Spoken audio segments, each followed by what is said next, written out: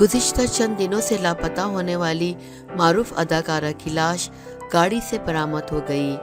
اداکارہ کی لاش پارک کے داخلی دروازے کے قریب کھڑی ایک گاڑی سے ملی۔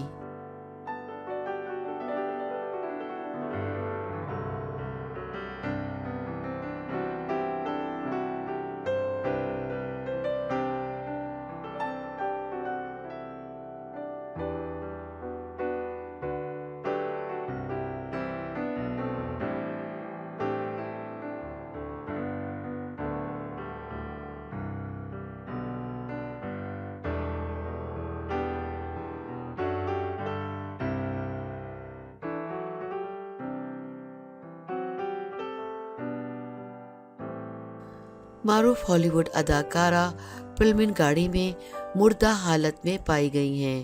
میڈیا رپورٹس میں بتایا گیا ہے کہ 43 سالہ ہالی ووڈ اداکارہ 3 روز سے لاپتہ تھیں، تاہم 2 روز قبل ان کی لاش گاڑی سے برآمد ہوئی ہے۔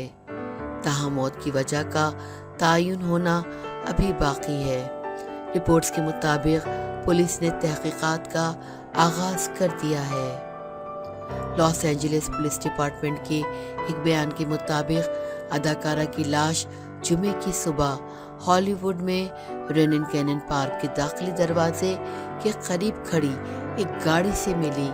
واضح رہے کہ اداکارہ پلمن کے دوستوں اور خاندان کے افراد نے چند روز قبل ان کی گمشدگی کی اطلاع دی تھی اور 13 فروری کو جب وہ گھر واپس نہیں لوٹی تو اسے تلاش کرنے میں عوام سے مدد کی درخواست کی تھی۔